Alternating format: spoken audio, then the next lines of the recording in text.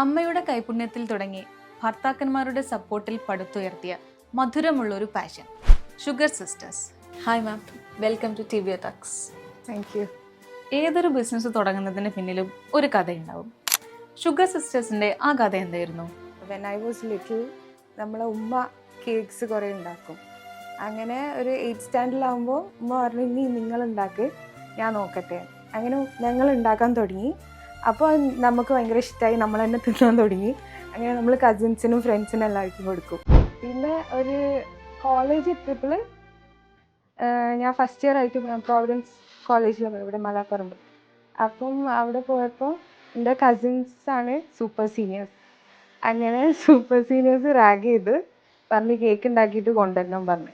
അങ്ങനെ ഞാൻ കേക്ക് ഉണ്ടാക്കി കൊണ്ടുവന്ന്. അപ്പോൾ അവിടെ എല്ലാവർക്കും ഭയങ്കര ഇഷ്ടമായി. അപ്പോൾ ഫ്രണ്ട്സ് എല്ലാവരും പറഞ്ഞാൽ നീ കേക്ക് ഉണ്ടാക്കുന്ന നീ തന്നെ നമ്മളെല്ലാവരും ബർത്ത്ഡേക്ക് ഉണ്ടാക്കണം. അപ്പോൾ ഞാൻ ഓക്കെ ഉണ്ടാക്കാം.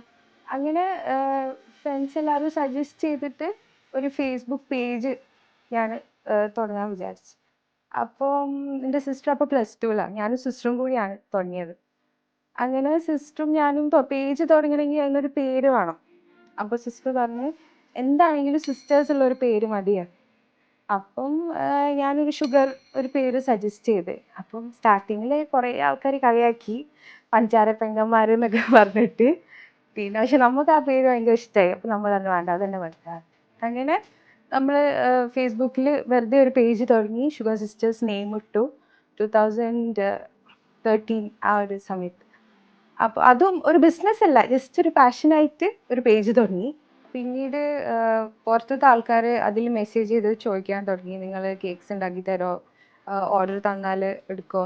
അങ്ങനെ ഞങ്ങൾ മെല്ലനെ മെല്ലനെ ഓർഡേഴ്സ് എടുക്കാൻ തുടങ്ങി. അങ്ങനെയാണ് ഒരു ബിസിനസ്സായിട്ട് ഷുഗർ സിസ്റ്റേഴ്സ് മാറിയത്.